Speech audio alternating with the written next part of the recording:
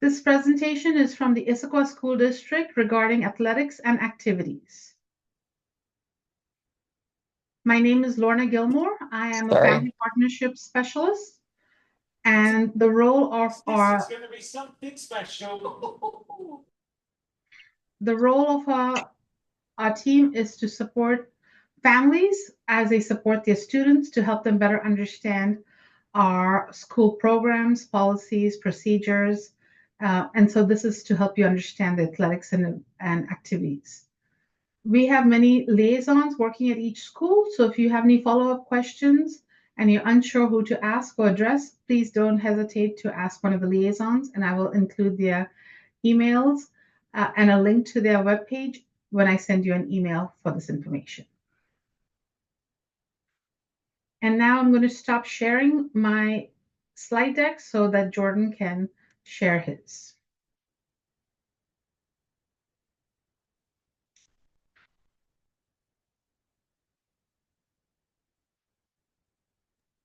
Okay. Well, good evening, and thank you, Lorna, for the introduction there to everyone else. My name is Jordan Frost. I am the District Athletics and Activities Director, and I'm also our Title IX Coordinator for students. I graduated from WSU, very proud of that Cougar lineage, and with my bachelor's and master's. Previously, I was at our district office in a different role, and then most of my career I spent at Issaquah High School before coming to district as athletic director, activity coordinator, as well as teaching there prior to this role. Jordan, can you double check that you're sharing your slide deck? Yeah. Let's see. How about there? We can see it. Okay, awesome. Thank you. So our objectives for tonight are two. One is to help parents and our caregivers learn more about participating in athletics and activities, and then also to provide resources for families on where you can get more information. We recognize there's a whole lot of information out there in a lot of different places. So the goal of this is to kind of give you tools on where to navigate if you're looking for information.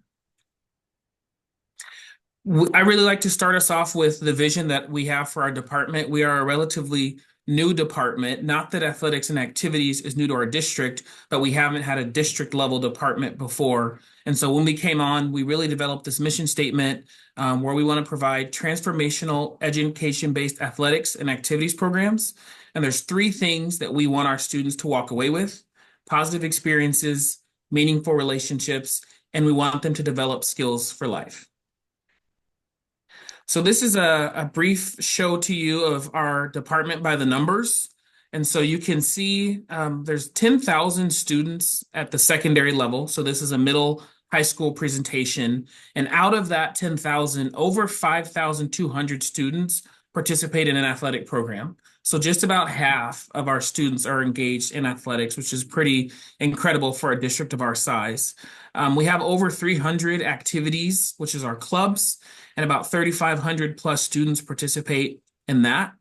And in total, we're looking at 600 plus athletic contests, club events, school events, 300 field trips, and a whole lot of adults who are really involved. So we have a very large department, a lot of activity going on all the time, but we really enjoy what we do and the experiences that we get to provide to students. So this is a pretty long list, and you don't need to memorize it. Lorna's going to send this out, but what I want to highlight for you is that we offer a lot. We offer a lot of opportunities for students to get engaged. If you see on the left there, these are all of our athletic programs that we offer. And those that have asterisks, that just means we offer it at middle school as well. Recently, we added girls badminton at the high school level and then flag football at the high school level. And what you'll find is that a lot of our middle schools are actually offering those as intramural programs as well. And so your students will have an opportunity to experience those depending on the school they're at as they go throughout their ISD career. And then our clubs, since we have so many, I just put them in categories. So we have performing arts, which is musical, choir, band, orchestra, civic engagement or more government-focused clubs. We have career and technical education clubs that are connected to a course. And then students can actually start any club they want based on their interests. And so that's where you'll see a wide variety of clubs coming out, and it just depends on what kids want to be involved in. We have cultural or identity-based clubs, and then cheerleading and dance and drill. And I'll talk about those programs and what makes them unique in just a second here. So I want to start with just understanding some of these kind of broader terms that we use. And the first one is associated student body. So the ASB really is a collection of all of the students in the school, and they are the official representatives at each high school. Our state actually has written into law that ASB must exist to make sure that student money is managed by and for students only. So we have student body governments at each high school and at each middle school, and they make the decisions for all of the activities. So they approve clubs, they manage the budgets for the clubs and the sports, they put on your assemblies, dances, any kind of policy things. They'll also work with school leaders, district leaders as well. But the term ASB is used quite a bit and it's never explained. So this was just a way to explain it to you at a basic level. One of the things that your students will experience at middle and high school is the opportunity to be involved in ASB leadership. And so we have officers that are elected and they actually run in an election just like you would see in the community when people run for mayor or city council. And then we also have appointed officers who are selected through a process.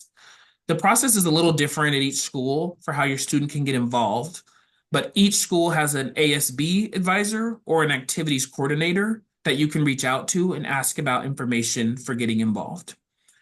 These students vote on the use of student money, which is mostly collected through the ASB fee and fundraisers. They plan all of the school events throughout the year. The really cool part about being involved in ASB is that your students can get professional development.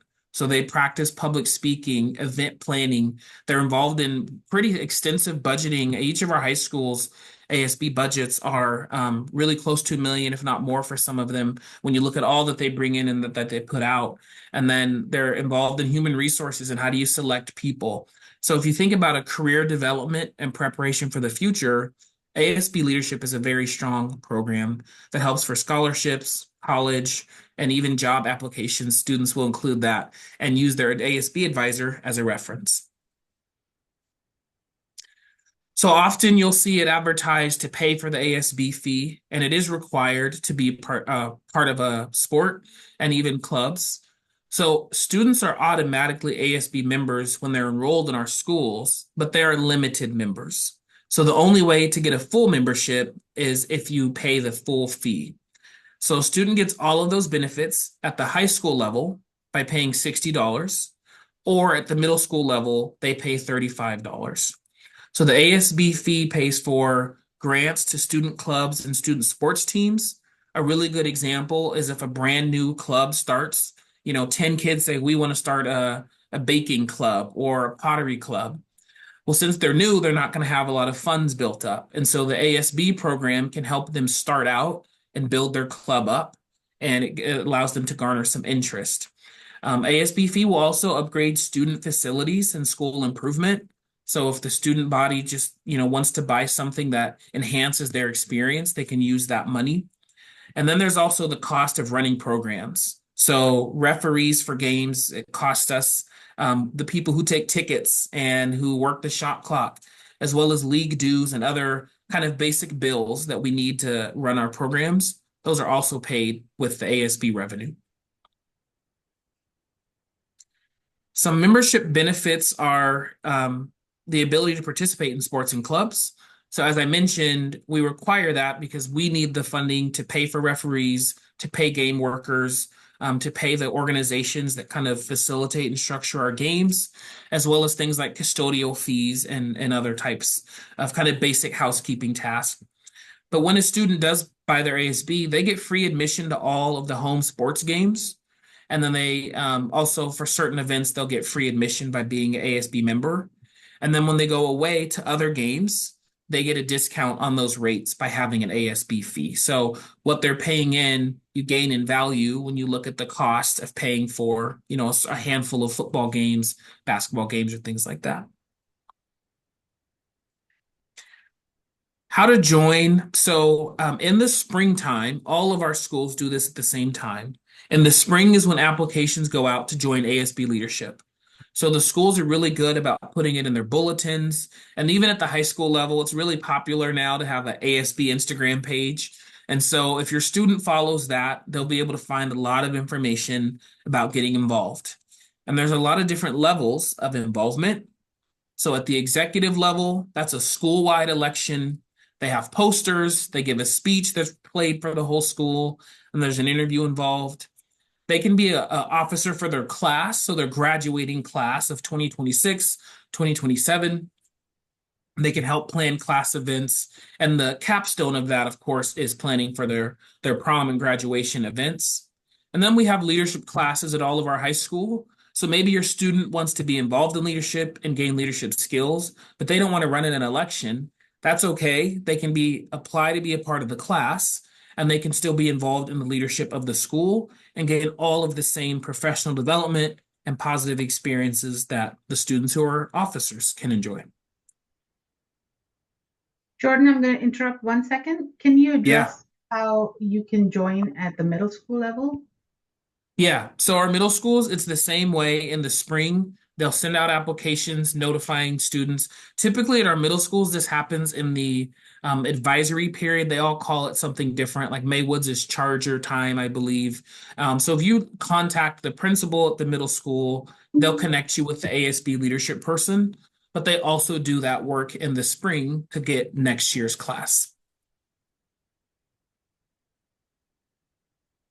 All right, so moving on to athletics in our district. So the agenda for this section is really to help you find out who do you need to talk to get involved? How do you register? What are the costs and payment?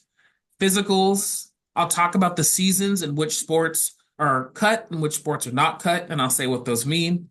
We'll talk about eligibility, tryouts, and turnouts, some general expectations, and then I'll talk about transportation a little bit. So when this gets sent out to you, once you fill out that the QR code at the beginning, all of our high schools have an athletics and activities coordinator, and their office is generally in the front office or somewhere close, and they can answer any of your general questions.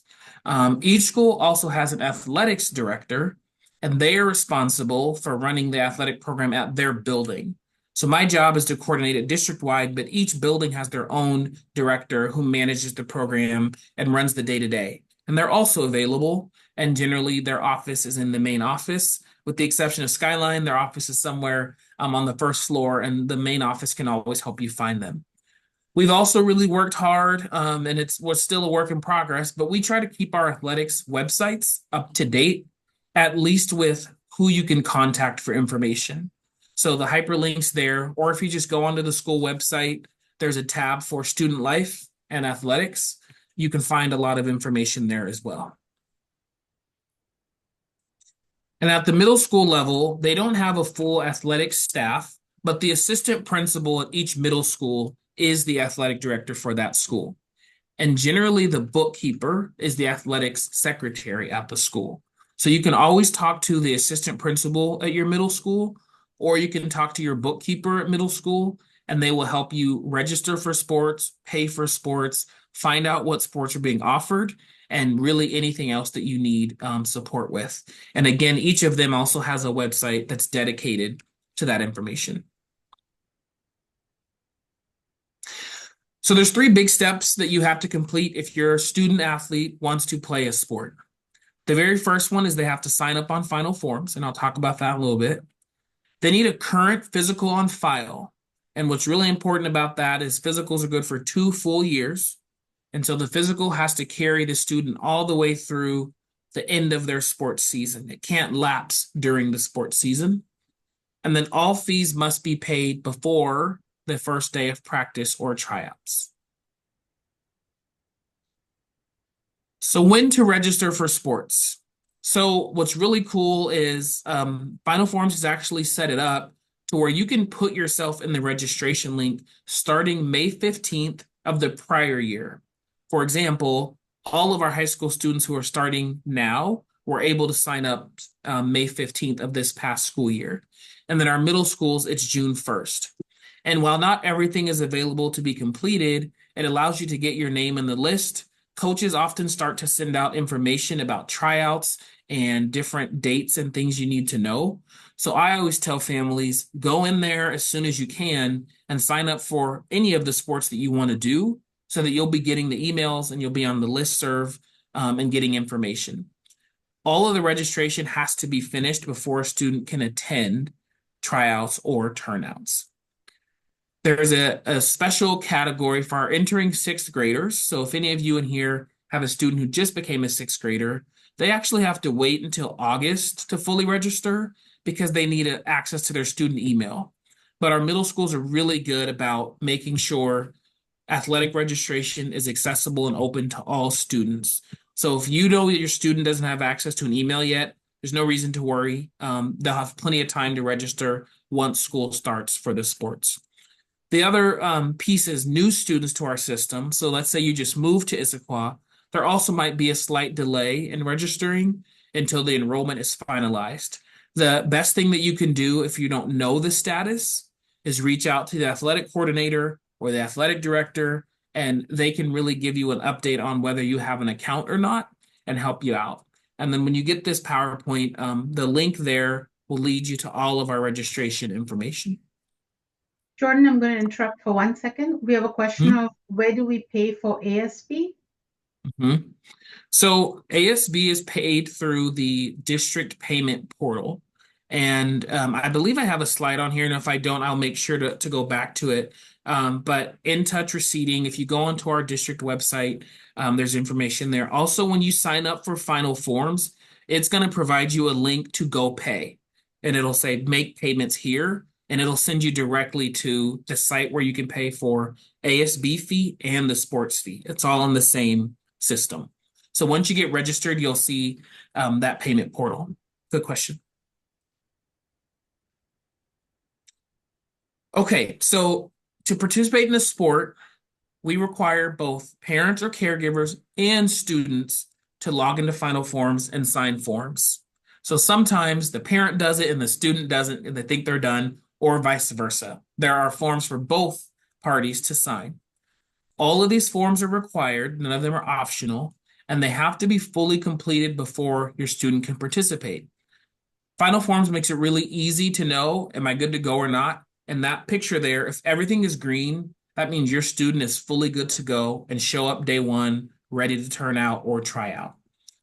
The forms give our coaches and athletic staff really important safety information. And the most important piece of that is there's a lot of permission that you're giving for your student to participate in sports, whether that's transportation, emergency medical authorization. So all of the things that come with participating, we're going to facilitate through FinalForms. So it's a great way for us to communicate with you and to know important information about your student so that they can participate.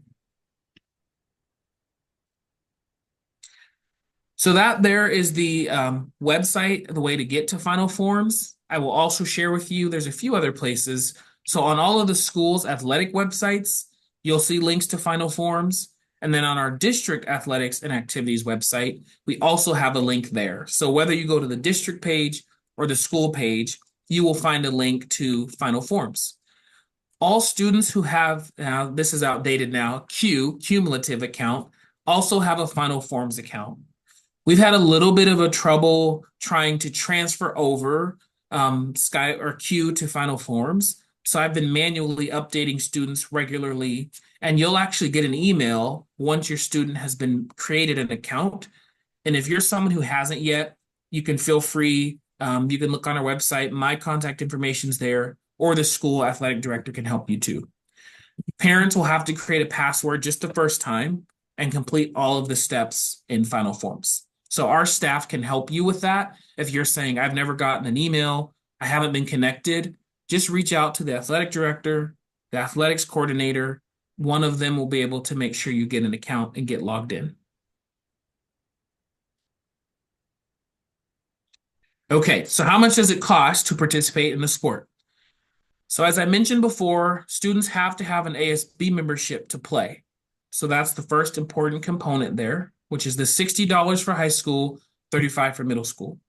In addition, we have a sports fee, and that's $200 at the high school level per sport, and then $50 at the middle school level.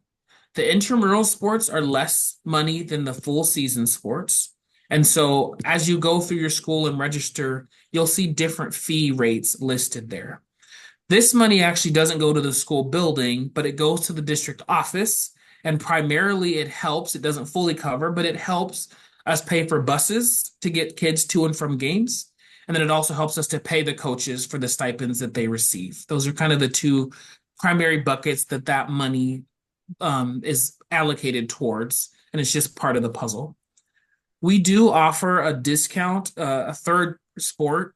Students won't have to pay the third time if they do three sports. And then for middle school, that's the fourth time because they have 4 seasons. So we're really trying to encourage participation all seasons. We believe participation in sports really can help your student academically, mentally, socially, emotionally. And so we want to offer opportunities and incentivize that by if you do a third sport or fourth sport middle school, you don't have to pay for the third sport. A big question that comes up often is how much does it cost for the program? So what you'll find is that different programs have varying costs depending on the equipment that's necessary or if they take field trips. Some sports cost more than others simply by the nature of what they require. Football requires helmets and pads and other specialized equipment, whereas cross country does not require the same thing. But cross country may have fees for races that they have to register for, which would be different than football. The best place to find this information is the head coach of that team. They are always happy and ready and willing to talk to families, and you can find their contact information on the school athletic website. And then, as I mentioned before, intramurals for middle school, it's $20 instead of $50. So it's a smaller fee because they're only playing at their school. Another question that comes up is about off-season programs at the high school level.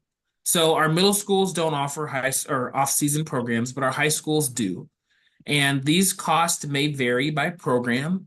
Some are going to be you're paying for a camp that you're attending, or the team is going to go off, to a camp maybe further away in Oregon or something like that, and that will carry additional cost.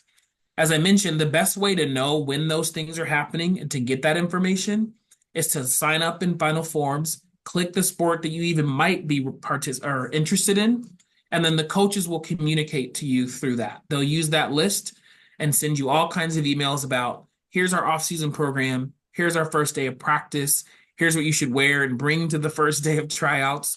So it's really important. I can't stress enough. Sign your student up for as many sports as they might do. And then when it gets closer to the date, you can easily just cancel your registration in there. Some sports do offer students the chance to continue practicing and developing their skills during the off season, and the head coach will be the best person to talk to about that. So for financial assistance, we do have we have a system that supports students, particularly if a student who qualifies for free and reduced lunch, they will actually pay $0 for the ASB membership and participation in athletics and activities.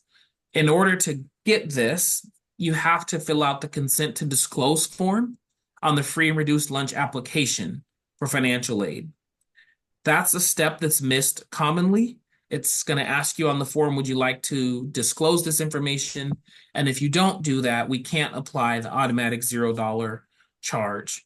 It's really important to remember, though, even though it's going to be $0, you still actually have to buy, go click purchase in our online system. And that communicates to the school that the student is accessing that activity.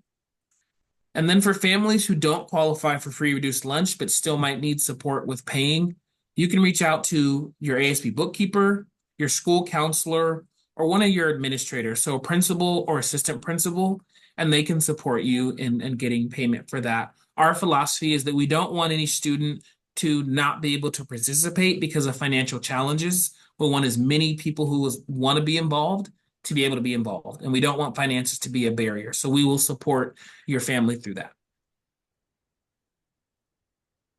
All right. So for physicals, a current physical has to be on file. And as I mentioned before, they are valid for 2 full years.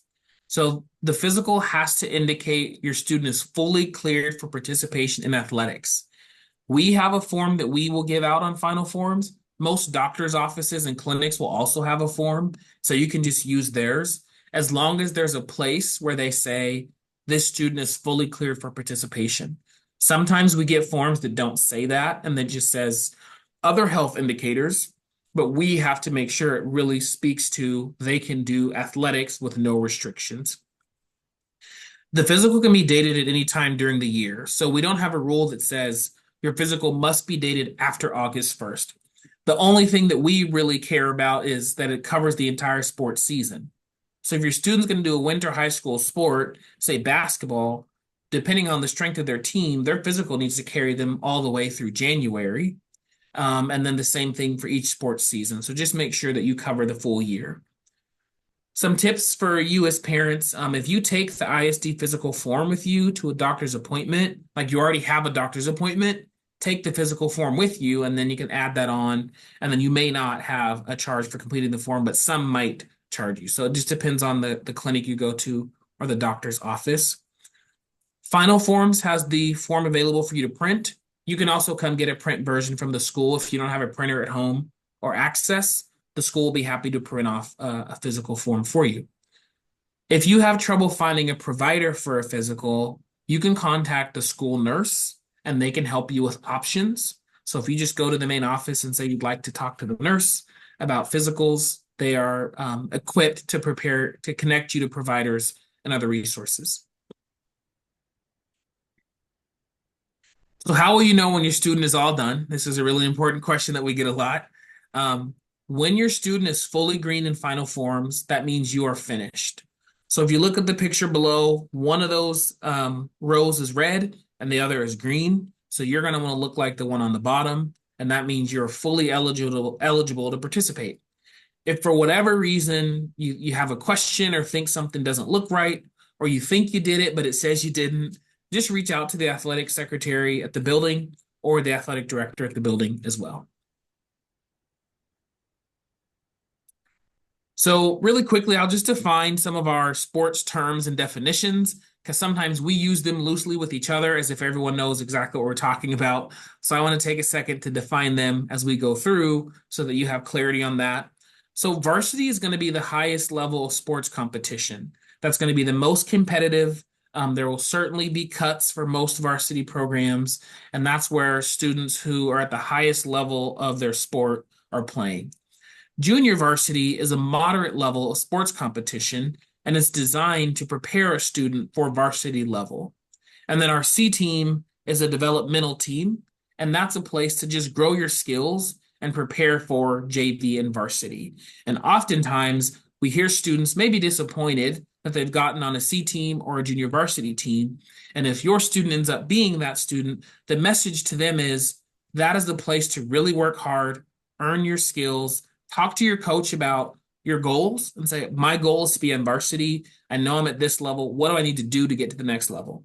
And your coaches have been told by me and their athletic directors that they should share that with you. And most of them want to say, if you do this extra workout or focus on this skill development, you can get to that level. Our cut sports, that means that your student is not guaranteed a spot on that team. So some of our sports you can go, and as long as you show up and you attend, you can be on the team. Others, you are competing against other students at the school to make a spot, and you may be cut from that team. Our intramural sports, which right now we only have at the middle school level, is sports focused on participation and development. So they don't travel and go to the other schools and play them. It's really just a place, I think about it as a place to be competitive, but also to have fun, to meet new people, to learn new skills. And I think that's a great place for, a lot of our students are self-aware, and some say, I actually don't want to go be in this hyper competitive, intense environment, but I really like this sport. Intramurals are the perfect place for a student to get plugged in, or if they've never played the sport before, that's a great place to start and see if they're even going to like it and want to pursue it later. At tryouts, students will come and demonstrate skills during a defined time. And then turnouts, Students can attend, but they won't be cut. So that's kind of the key difference between those two. As I mentioned, cut sports, you got to qualify based on skill. What I do encourage parents and student athletes mostly, you certainly can ask a coach before tryouts, what skills are you going to be evaluating and what can a student do to work on to prepare for the tryouts? And they will readily share that information with you. Cuts are final and they cannot be overturned unless there truly is a legitimate claim of an unfair process or evaluation. So we have a system that we kind of work through, but ultimately we're trusting the coach has enough sports knowledge to determine if that student is at the level to participate on that team or not. As I mentioned, intramurals are a great place to try a new sport, meet new friends, no competition or traveling, and it's a great way to just explore different sports without a lot of pressure. All right, so our sports by season, and this is for high school students, so 9 through 12. Starting in the fall, which actually starts here in just a couple weeks with football, our sports that we cut, so they're going to come to a tryout and they may not make the team: girls soccer, girls volleyball, boys tennis, and boys golf. So all four of those sports are going to have 2, 3, 4 days of that first week where your student's going to come fully prepared in the right gear with water and everything they need. And they're going to show as best they can their skill set to try to make a team. The no-cut sports that we have, which means if your student shows up, they're on the team: football, cross country, and girls swimming. So they welcome all students. Something that's commonly done is if your student says, hey, if I got cut from girls volleyball, I still want to do a sport and I really like cross country, they can actually sign up for both in FinalForms. And then they'll have enough time if they get cut from volleyball to still go be on the cross country team. Swimming also is the same situation. If your student got cut from girls soccer, but she's a pretty good swimmer or even an average swimmer, but just wants to be involved, after soccer tryouts, she can still go be on the swim team and still be able to participate in a sport. And the money, you don't have to pay twice. We'll just transfer the fee over to a different sport. That season takes place from August to November, with the exception of football, where if a team makes state, that actually goes into December. Our winter sports, which is from November to February, the cut sports are boys and girls basketball. And then the no-cut sports are wrestling. We have a boys and girls program, boys swimming, and then the new sport, girls flag football. And then in the spring from February to June, boys baseball, girls fast pitch, girls tennis, and girls golf will be cut sports. And then all students will be accepted to track and field and girls badminton. Middle schools, as I mentioned, they have actually 4 seasons. So the very first season, which starts pretty close to when school starts, September to October, we do boys soccer and girls volleyball as cut sports. No cut sports is cross country in the fall. And then our intramurals, it depends by building, but girls volleyball and boys soccer are generally offered, and they may add others like flag football, badminton, or other sports like that. Season 2 from November to January, girls basketball is a cut sport, wrestling is open, and then we'll offer intramural. January to March, we run girls soccer and boys basketball as a cut sport, and then they'll have intramurals. And then finally, the last season where we have the most participation by far is track and field at the middle school level, and there's no cuts. And it's also one of the just 2 middle school sports that we have a final tournament for. Wrestling is one of the others as well. So as I mentioned before, your school actually may choose to offer new sports. And what most of them will do is send a survey out to the student body and say, what do you want to play? And if they all say, hey, we really want to play, tennis or whatever it is, and if the school can offer it, they'll add it. For example, Maywood, they're going to offer badminton and flag football, and they did this past year. But Pacific Cascade may not. So the best thing to do if your student's interested, talk to their assistant principal, talk to other kids and say, hey, do any of you want to be involved in this? Because if we can get numbers, we can get students, we can get them to add the program.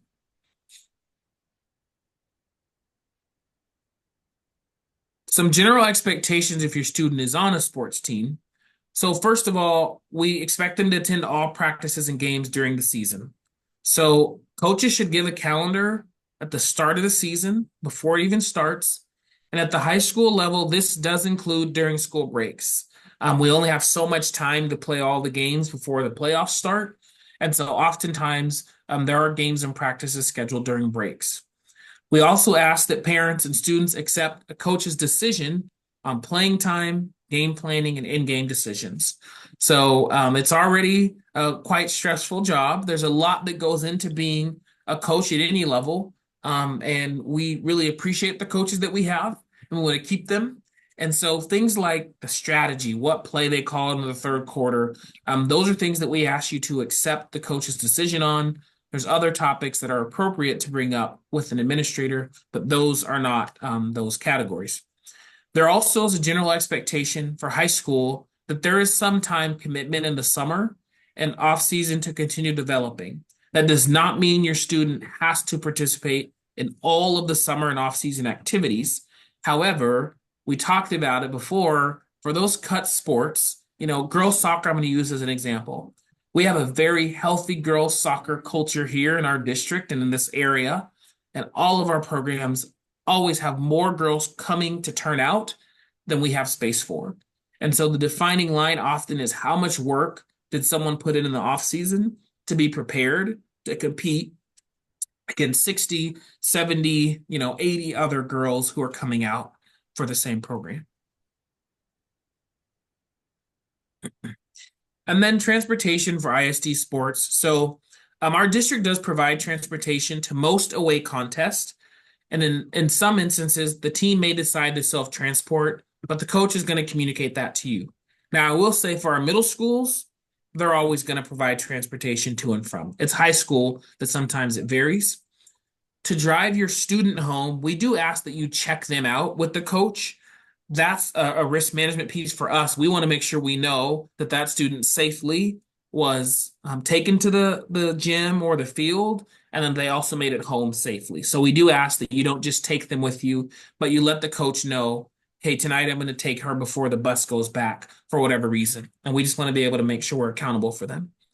If you want another person to take your student home from a game, you have to sign an authorization form that your athletics office will give you and say, I give permission to this person to take my student away from you. And it's essentially we're switching custody back and forth between parents and the school. And we want to make sure we know who you give permission to take your student from games or practices.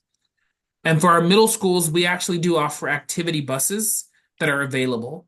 The really important key about the activity bus is it's not the normal routes. So it may not take your student right to where they're used to being dropped off if they take a school bus normally. And that is the end of our athletics section. So maybe I'll stop for a second and just see if there's any questions or comments about. Jordan, I actually have several. So one of Yeah. the big questions is on FinalForms and sixth grade students. Okay. So do sixth grade students, because they're brand new and they don't have an ISD password, do they have access to FinalForms? No, so our sixth grade students will have to wait until they get to school, and there's enough time when they get to school to register. And then they'll access their email and get their laptops and information. That's when the students will have access, but the parents actually can go log in and do their part of FinalForms. Then the student just has to acknowledge a few forms. So parents are worried that the forms for the students are not complete and they might not have the registration. But I want to make sure that we are letting parents know, since there are many questions, that for middle school, that is not a concern, since middle school sports don't start for a couple of weeks, so they should all have access. That's correct. So our high school sports, they all start before school starts. So that would be a concern and you want to reach out to us. But for the middle school sports, they don't start until after your student comes to school and does orientation. So there is no concern. They will make sure that you get registered if you say we want to do sports. So that is different for middle school than high school. It's less urgent. You can wait, and it is a really quick process for your students to get logged in. And so for students who are new to the Issaquah School District High School, Should Mhm. those students who don't have access to their email so they can't set up their final forms, should they email their school registrar or the athletics director? Who should they contact so they can start Yeah, signing so up for the final forms? yep, they should reach out to the athletics coordinator, also known as the athletic secretary, and they actually have a special process where they will get the student signed in and registered through their personal email, and then they'll just switch it to the school email once they have access. So if you have a high school student who wants to do football or any of the fall sports, reach out to us. We do it all the time, all throughout the summer. We'll get them in there really fast and allow them to sign it so they're eligible to try out or turn out. Jordan, you addressed this question, but I'm going to ask it again just to let parents know since we have multiple people asking the same question. Let's say they are interested in multiple sports throughout the course of the school year. Should they sign up for all of them or should they just do it as per season? Yeah, yeah. So mention, I'll repeat it again that it's important. Sign up for as many as you think you might do so that you can get all the information from coaches and be involved in the information. And it's really easy to just say you're not going to do it anymore once you get closer to the date. Okay, and just a reminder to all parents that the tryouts for fall middle school sports won't be for at least a week after school starts. And the website and the school announcements are the best place to get all of that information. Because we are talking about three high schools and six middle schools, we don't have the ability to give you dates during the slide deck or this presentation. So the website would be the best because a couple people are asking about when Mhm. is it time to start. Yeah. And so the website really would be the best, and we can help you navigate the website if you have any questions after this presentation, if you go to the website and you don't see it. Yeah, it would be a big old mess of the calendar if we tried to show you all the possible start dates. But I did just check, and I know that the schools are putting it in their bulletins for back to school, as well as on the athletic website. They have the dates there. But I can share that football does start first. And so it's important if your student is interested in football, they start about a week before everyone else. You'll want to reach out and get that squared away. And last question before your activities slide deck Mhm. is for the bus. I think we assume that everyone knows that the bus is good for all athletic activities and also the clubs. But a parent is asking, is the activity bus only for cut sports or is it for intramural sports also? Oh no. So yeah, we structure it so that any middle school student who wants to do an after school program, we time them so that they all in so that they can get on the activity bus. So intramurals, cut, no cut, etc. And Jordan, can you do me a favor? Can you remind the parents what is the time that these sports are played? Because the parent is asking, what's the time? I, It's gonna depend. If I said one time, I'd be wrong for the others. It'll be best to ask the coach or the athletic director at your school because the times vary quite a bit around when they're starting. Some practices might be a little later. In terms of our middle school game times, we go at 3:15 and then at 4:15 or 4:30. So those will play JV first, then varsity, or we'll flip it. But that's standard set for middle school games. In terms of other timing, it's quite different. but in general, middle school sports are after school. None of them are during Right. school hours. And so the No, we have students no, yeah, them after school, and then they usually end by 4:45, 5 o'clock, except on Wednesdays. exactly. Yep. Thank you so much, Jordan. Yeah.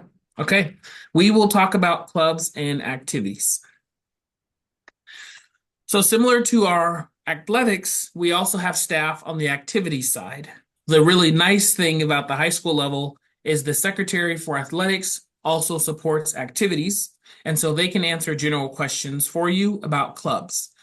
Each school also has an activities coordinator, or they're commonly known as the ASB advisor, and they are the leader of their school's activity program, just like the athletic director runs the athletic program. And we also have activities pages for all of our schools. It's under the student life tab on each page, and you can find a list of clubs there, contact information, and more details. And for our middle schools, similarly, the assistant principal is also the activities director as well as the athletic director. So at our middle schools, we don't have dedicated staff for athletics and activities, but the assistant principal oversees that work primarily. And their websites have lists of clubs. They have the bus times as well as game times and information like that.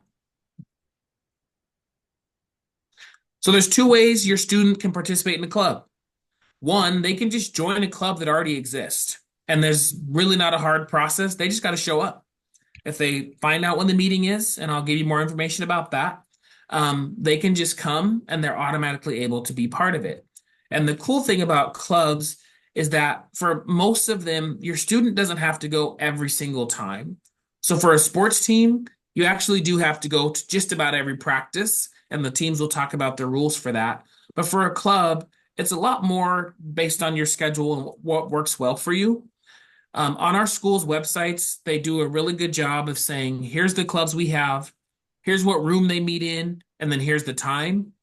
I've also seen in all of our schools bulletin boards that say all the clubs that they have. And they even have club fairs. I know at the high schools for sure, where they invite students down to the gym or a large area to learn about all of the clubs. And if you're a new parent, you actually probably saw that if you went to one of those days in the spring where the school invited future parents, you would have seen that as well. The other cool thing is a student can start a club that they're interested in. And really, we don't have limits on what they can start. Obviously, it has to be within our values and our rules. But other than that, student and a group of friends can start a club. All of our schools has a slightly different process, but overall, students have to find at least 5 other interested people, an advisor, and do some paperwork to be involved. That's kind of the basic 3 steps. There are deadlines though, so it's really important to be talking to your student about what their interests are. And if they want to find out what the deadline is, the activities coordinator, ASB advisor can help them. And a student does have to pay an ASB membership to participate in a club. Cheer and dance in our schools is somewhat unique. They operate like sports teams, whereas they compete in local, state, and even national competition, yet they also operate like clubs because they're year long. So all of our other sports, they have their one season that they're playing games in, but cheer and dance actually compete longer. We do have options for students. Maybe they just want to participate in sideline, and that means they're a cheerleader, but they go to the assemblies and games and they'll cheer on the sideline. We also have competition cheerleading, which is higher level cheerleading and skills, where they actually will compete against other schools. They'll go to the state tournament. They have national tournaments as well. And it's a higher level skill experience. And then those program fees vary quite a bit. So when you look at that, all of our schools have different kind of fees that they assess for cheer and dance. And it just depends on how many competitions the team will do, what uniforms and gear they have, and things like that. But they do require ASB membership to participate. And then, as I mentioned, we do have an after-school bus for some of our clubs and activities. And the link here, and it's also on our transportation website, you can actually go and find out which activity bus route is going to be closest to where your student, to where you live. And that's a really helpful resource. If your student wants to do a club, but say you have work at that time, you can look up the activity bus and find out which club will allow them to be able to catch the bus and still get home in time. Okay. And I saw that there's some direct messages on here. So maybe I'll answer those first and then we'll go to some other ones. One of the questions was, our activities meet time and sports training usually at different times, or do students have to pick between an activity and a sport? So it is possible that there is conflicting time between when a sport is and when a club is. That's not always the case. And so students, this is a really good skill for them to start to learn to prioritize. They may have to decide which am I going to be involved in and which am I not going to be involved in. But the times really range and vary. And that's a really good conversation for you to have with them about making those tough decisions about where they're going to spend their time. Another is my Office 365 email, the same as the email to sign up for sports. If you're a student, then yes, that is the same email that you will sign up for sports in. If you get cut after a tryout, do you get the sport fee refunded? Absolutely. So if you get cut after a tryout, all our schools actually will run a list and they'll say, here's all the kids who got cut and already paid. Then they'll process the refund for you. And if you want to just double check to verify, you can also reach out to the athletic secretary and they'll make sure they can help you facilitate that. Winter tryouts for fall middle school sports. So I don't have the exact date with me at the moment, but it's essentially that the week after we return from Labor Day weekend. And the schools will do a really good job of advertising to you, hey, if you want to be in a sport, here's the date that you need, but they start in September. Girls basketball is included as a cut sport and an intramural. What does that mean? Yeah. So that means your student has two choices. They can, let's say there's a student who is not sure if they're going to make the cut team. Maybe they sign up for both, but they really want to play. If they make the cut team, then they would not participate in the intramural program. But if, let's say they got cut from the cut program, they could still go be part of the intramural program. And generally, we will make an intramural for sports that we know there's high numbers of students turning out. So again, our goal is to get as many kids involved as want to be involved. And so we know basketball, volleyball, soccer generally are going to be our higher turnout. So we'll have an option for kids who maybe get cut or who don't want that super competitive experience. Review the middle school sports slide again. I can go back to middle school sports.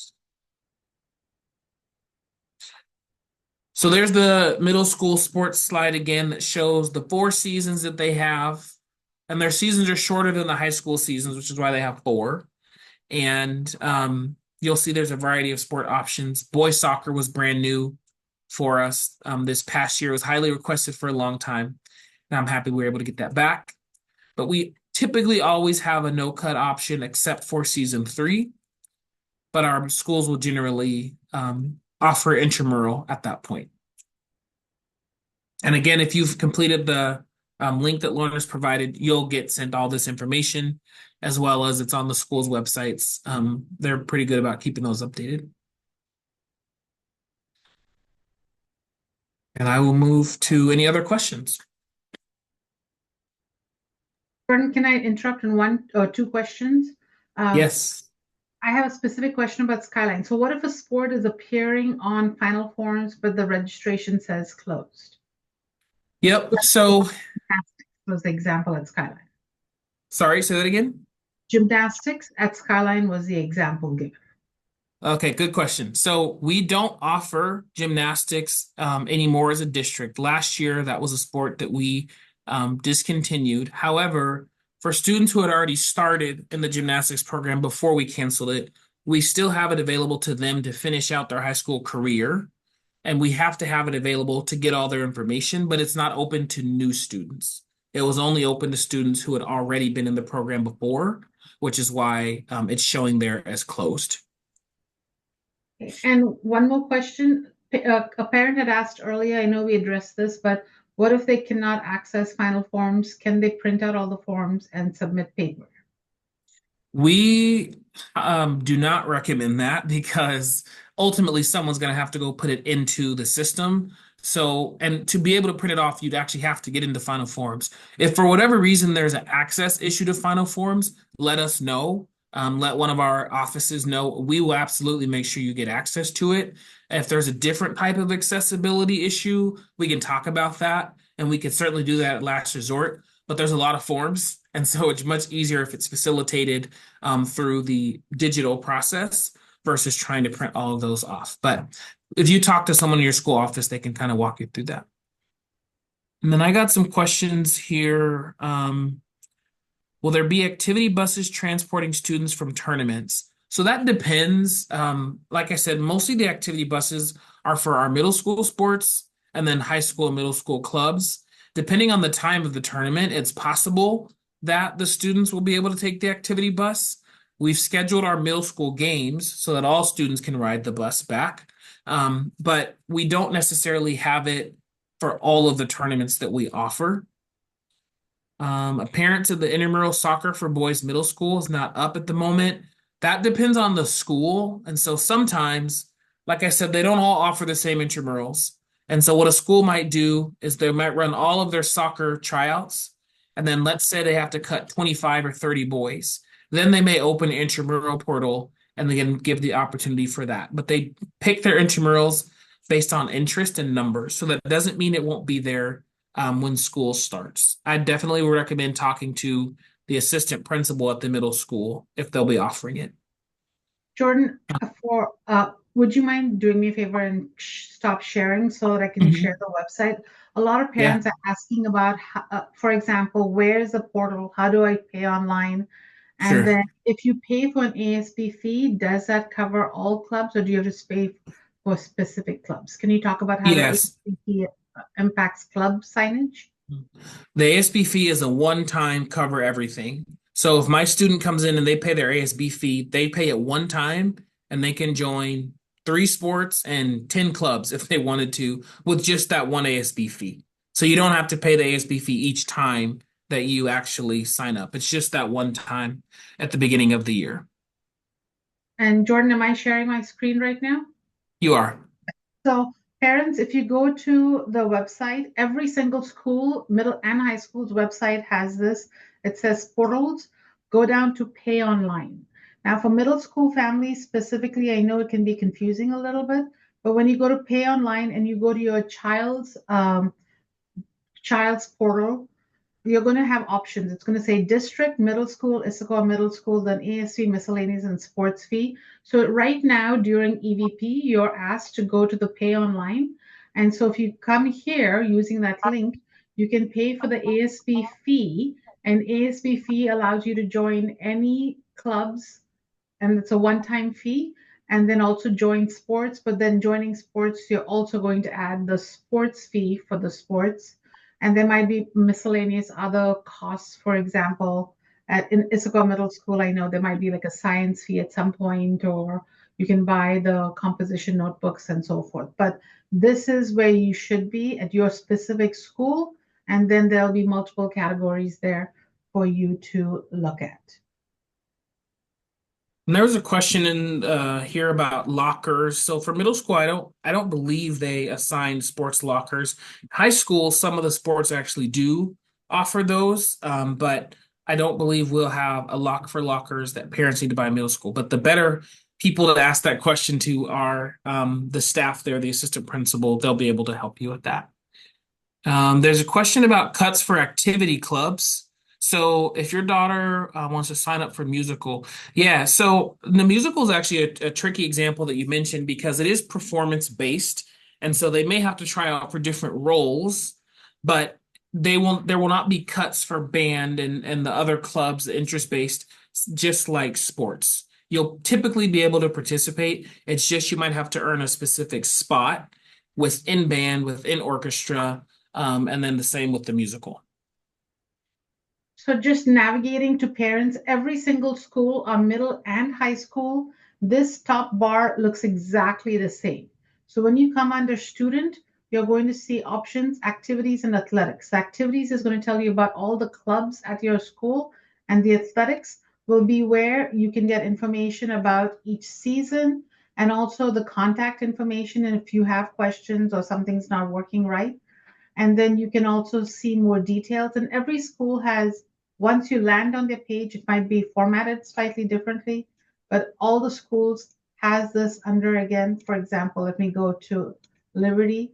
You can go to you can go to athletics, and then you have the information as to what their calendar looks like. All that information is posted here.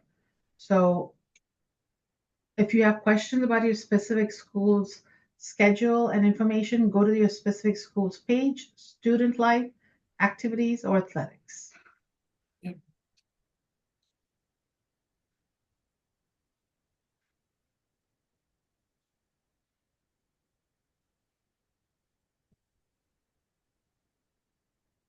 Jordan, Okay. can you address, sorry, uniforms and how that works? Yep. So when your student joins a team, we have purchased for most of our sports, especially team sports, a uniform that is based at the school. And so you're not going to pay like a uniform fee. The only exception to that is cheer, dance, and then I know cross country and track may ask families to buy like a shorts or a certain top. But generally, we buy the uniforms and then we just rotate through them. Your student will check it out at the beginning of the season and then turn it back in at the end of the season, washed and cleaned, and we will take care of the rest of that. But the majority of our sports do not have a uniform fee. Cheer and dance do because they have different types of uniforms for their seasons or routines. But like basketball, we're just going to have everyone wear the same soccer, volleyball, programs like that. Jordan, can you also address travel for games for middle school and also travel? What kind of travel may be required for students and parents for high school? Yeah, so middle school we will transport all for all games. So the school bus will be scheduled to go. The coach should give that schedule. They'll take you to the other middle school and bring you right back. For high school, generally it's about the same.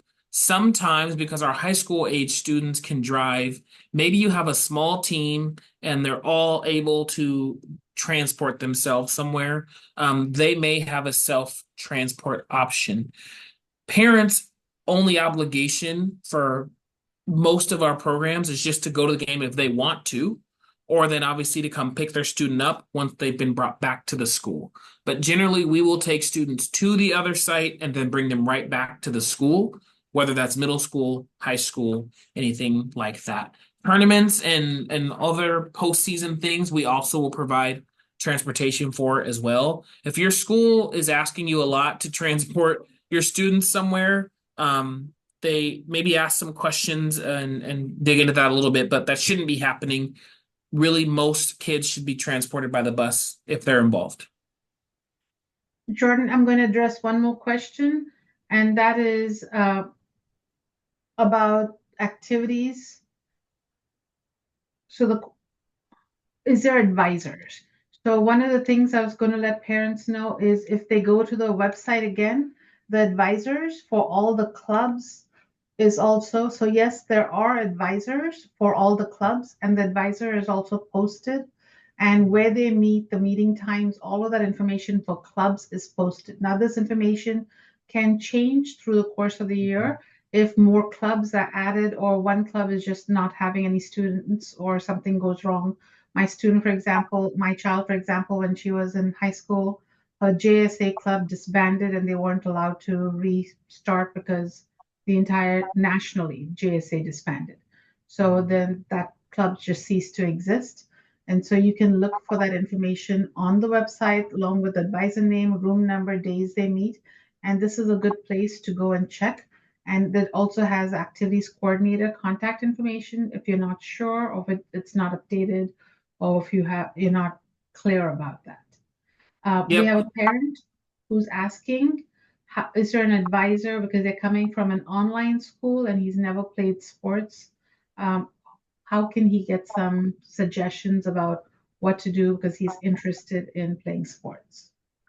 Yeah, so the best thing to do is similar to the website that Lorna just showed you. If you go to the athletics page and then go to the sport you want to play, the coach's information should be there. If for whatever reason it's not, you can email the athletic director, athletic coordinator, and they will get you in contact with the coach.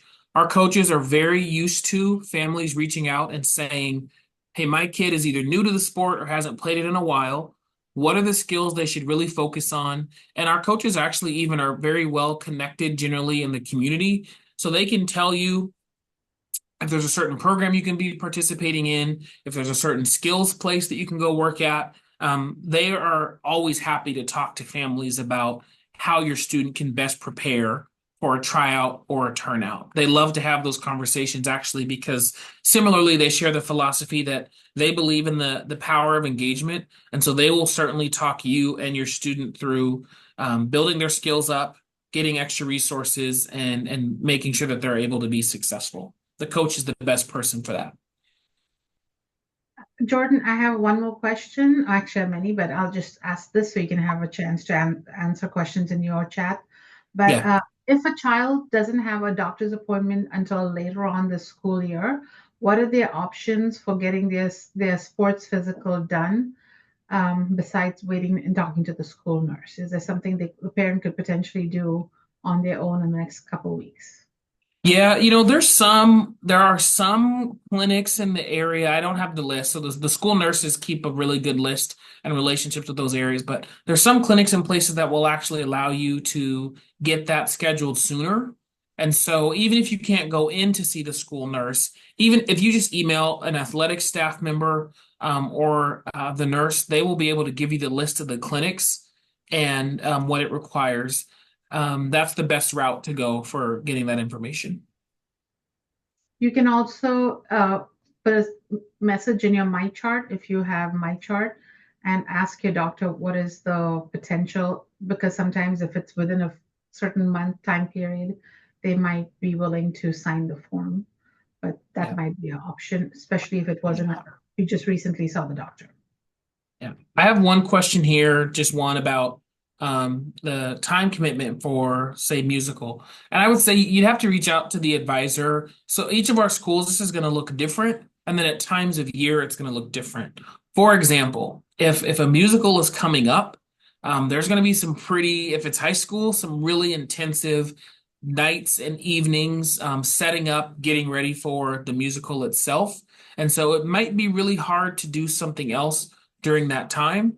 There's other times of year where it's maybe not as intensive. So, the best thing for your student to do when they get to school is find out who the musical teacher is and say, I'm really interested in being involved. Can you tell me what the schedule is? And all of our staff who do the musical and all of our programs, they usually have a whole year long calendar and they can much better give your student a sense of, okay, what is the outside program you're involved in? Here's what I think will fit and work. Here's what may not fit and work. There's also different roles in the musical. And so maybe your student does a different component, but they're still involved, but it might require less time. And so that's a really good conversation to have with the advisor who's going to run the musical. They'll be happy to help. They help students all the time navigate through trying to balance the time. That's a really good conversation to have with them.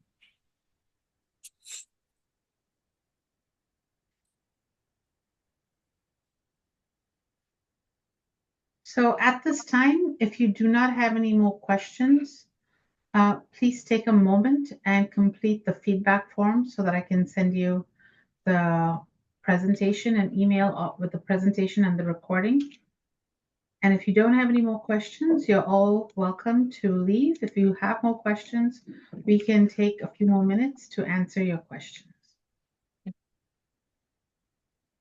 I'm going to stop the recording at this time.